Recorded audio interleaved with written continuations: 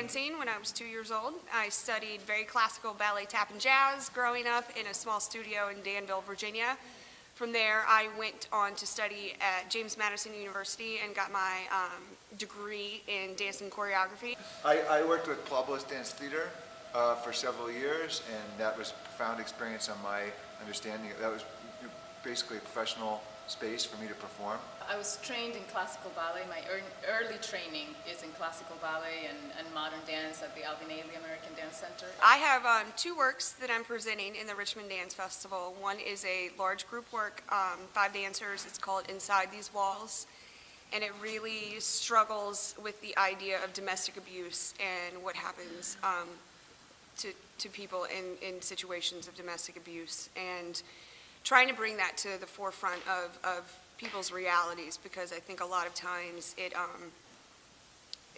stays behind closed doors, and you don't realize how it can really destroy a person. First piece we're creating is Algún Día. It's actually a piece we've worked on before. We're resetting. It's set to a bolero. It in a lot of ways is a play between my experience and Elisa's experience, and that's the first piece.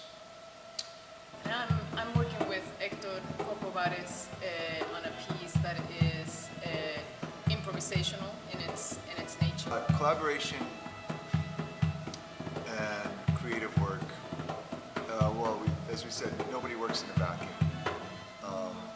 And so for us, when we're creating something new, I think that's something people don't understand about choreographers. When you choreograph, you're choreographing from scratch.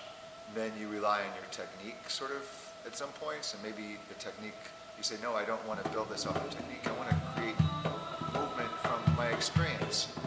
So immediately you're trying to interact with something and collaborate with something. A lot of what I looked at in terms of collaboration was from outside artists. So we're talking music and the writings and poetry of abused women, and the psychological research done by actually Carl Jung and Alfred Freud. So those are things that I looked at for these two pieces.